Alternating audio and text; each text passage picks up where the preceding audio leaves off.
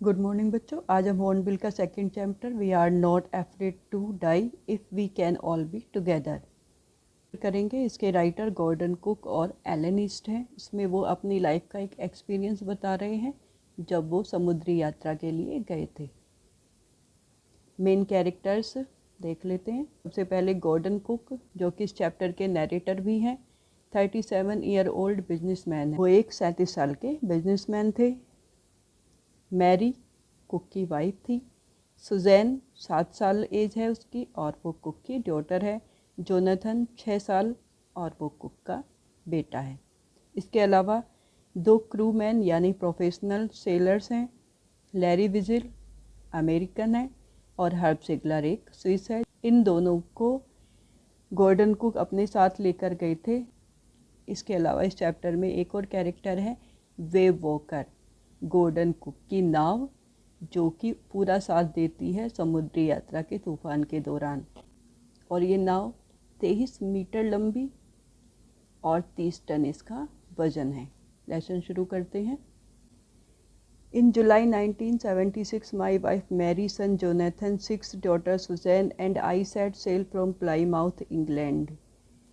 जुलाई 1976 में मेरी wife Mary, son Jonathan जो कि 6 साल का था, डॉटर सुजैन 7 साल एज थी, और मैंने इंग्लैंड के प्लाईमाउथ से अपनी यात्रा शुरू की, समुद्री यात्रा शुरू की। प्लाईमाउथ इंग्लैंड में इस जगह पर है।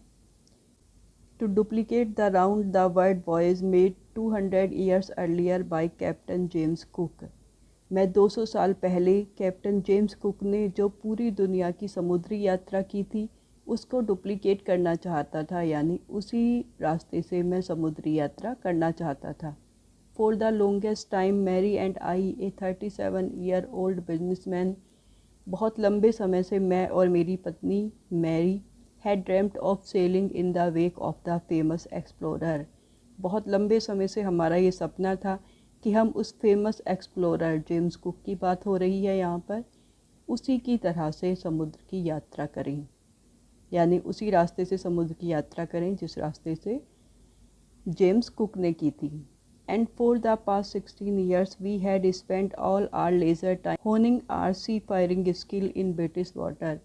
और पिछले 16 साल से वो इसकी तैयारी कर रहे थे। जितना भी उन्हें लेजर टाइम मिलता था, खाली समय मिलता था, उसमें वो ब्रिटिश वाटर ये जो पूरा ब्लू पार्ट है, ये जो पूरा डार्क ब्लू पार्ट है, ये ब्रिटिश वाटर कहलाता है, जो कि ब्रिटेन की चारों तरफ है।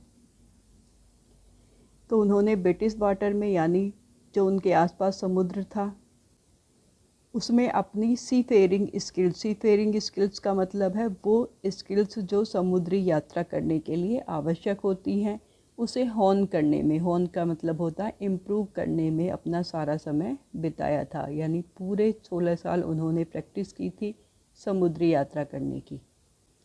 आर बोट वेव वॉकर, उन्होंने अपनी बोट का नाम वेव वॉकर रखा था। 23 मीटर, जो कि 23 मीटर लंबी थी, 30 टन भारी थी।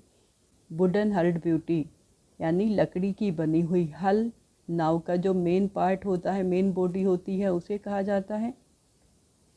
हैड बीन प्रोफेशनली बिल्ट, और उसे प्रोफेशनली बनवाया गया था क्योंकि वो 3 साल की यात्रा पर जा रहे थे और 3 साल की यात्रा के लिए उन्हें बहुत सारी चीज़ों की आवश्यकता पड़ती, इसलिए उन्होंने अपनी नाव को बहुत ही प्रोफेशनली बनवाया था। And we had spent months fitting it out and testing it in the roughest weather we could find, और हमने महीनों इस पर खर्च किए थे, इसे फिट कराने में और टेस्ट करने में। जो भी रफेस्ट वेदर, जो भी सबसे बुरा वेदर उन्हें मिल पाया ब्रिटिश सी में, उसे उन्होंने अपनी नाव को उसमें टेस्ट किया था। The first leg of our plan 3 year 105,000 kilometre journey passed pleasantly. उनकी पूरी जर्नी जो थी वो 105,000 किलोमीटर की थी, जो कि यहाँ प्लाईमाउथ से शुरू होकर वापस प्लाईमाउथ पर आने वाली थी। ये वो रास्ता है जिस रास्ते से जेम्स कुक ने यात्रा की थी और गॉर्डन भी इसी रास्ते से यात्रा करने वाले थे। टोटल जो लंबाई थी उन्हें जो टोटल जो उनकी यात्रा थी वो 105,000 किलोमीटर की थी और 3 साल का समय उन्होंने उसके लिए रखा था। इसका जो पहला फेज़ था वो बहुत ही आराम से बीत गया, जिसमें वो प्लाईमाउथ से लेकर केप टाउन तक आए। यहाँ तक उनकी यात्रा बहुत ही आराम से बीत गई। As we sail down the west coast of Africa to Cape Town, इस फर्स्ट लेग में उन्होंने अफ्रीका के वेस्ट कोस्ट से केप टाउन तक की यात्रा की। There, before heading east, we took on 2 crewmen, American Larry Weasel and Swiss Herb Sigler, to help us tackle one of the world's roughest seas, the Southern Indian Ocean. अब वो cap Town तक आ गए थे और उन्हें east की तरफ निकलना था। वहाँ पर जाने से पहले उन्होंने 2 क्रूमैन, 2 प्रोफेशनल सेलर्स अपने साथ लिए, अमेरिकन लैरी विजिल और स्विस हर्ब सिगलर, ताकि वो दुनिया के रफेस्ट सी, सदर्न इंडियन ओशन, ये सदर्न इंडियन ओशन है जो कि दुनिया का सबसे ख़तरनाक सी माना जाता है, समुद्र माना जाता है। इसे टैकल करने के लिए, इसमें आई हुई परेशानियों का सामना करने के लिए उन्होंने इन दोनों क्रूमैन को अपने साथ ले लिया। In our second day out of Cape Town, जैसे ही वो केप टाउन से निकले अगले ही दिन, we began to encounter strong gales, में स्ट्रॉन्ग गेल्स का सामना करना पड़ा। गेल्स का मतलब होता है तूफ़ानी हवाएं। तो जैसे ही वो सदर्न इंडियन ओशन की तरफ निकले, तूफ़ानी हवाएं चलने लगीं। For the next few weeks, अगले कुछ हफ्तों तक, दे ब्लू कंटिन्यूसली, वो हवाएं ऐसे ही चलती रहीं।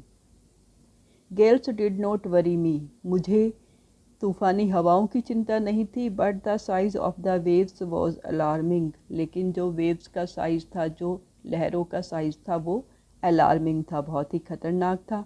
Up to 15 metre as high as our main mast, लगभग 15 मीटर ऊंची लहरें उठ रही थी, जो कि हमारे मेन मास्ट की ऊंचाई तक थी। यानी उनका मेन मास्ट जो था उनकी बोट का, वो भी 15 मीटर ऊंचा था और इतनी ही ऊंची लहरें उठ रही थी।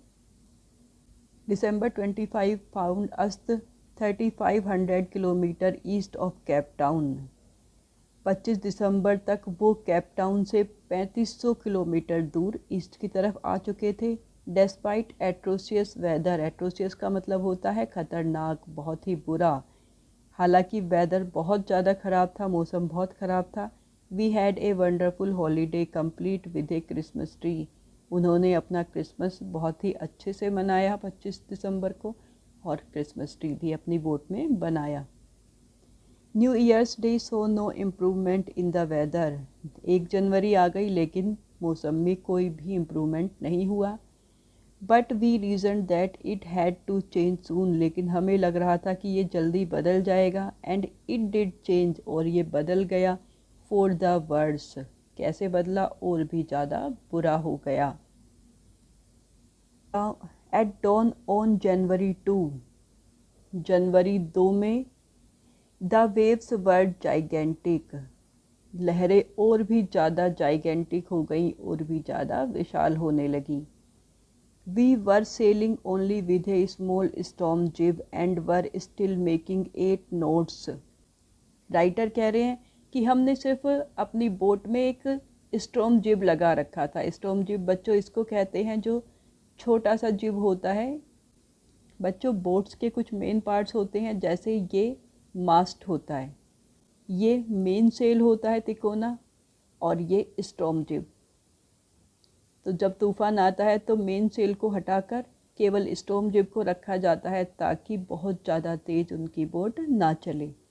8 नोट्स की रफ्तार से यात्रा कर रहे थे, और नोट्स होती है a unit for measuring the speed of boats, boats की स्पीड नापने की एक यूनिट होती है। यहाँ पर उनकी बोट की स्पीड थी 8 नोट्स, या उनकी बोट 8 नोट्स पर आवर चल रही थी। As the ship rose to the top of each wave, जैसे ही उनका जहाज यानी उनका जो वेव वॉकर था वो हर एक वेव के ऊपर चढ़ता, we could see endless enormous sea rolling towards us, हमें ऐसे लगता जैसे endless यानी असीमित, enormous बहुत बड़ा समुद्र हमारी तरफ रोल करता हुआ आ रहा है, यानी उन्हें अपार समुद्र दिखाई देता था। And the screaming of the wind and the spray was painful to the ears. और हवा की आवाज़ बिल्कुल ऐसी थी जैसे वो चीख रही हों, और उनका स्प्रे, जब लहर आती है तो पानी जो छिटक कर आता है उसे स्प्रे कहते हैं, वो भी कानों को दर्द देने वाला था। यानी उनकी यात्रा बहुत ख़राब फेज़ में आ गई थी, उन्हें बहुत ज़्यादा ख़राब मौसम का सामना करना पड़ रहा था। बच्चों, आज यहीं तक, इसके आगे कल शुरू करेंगे।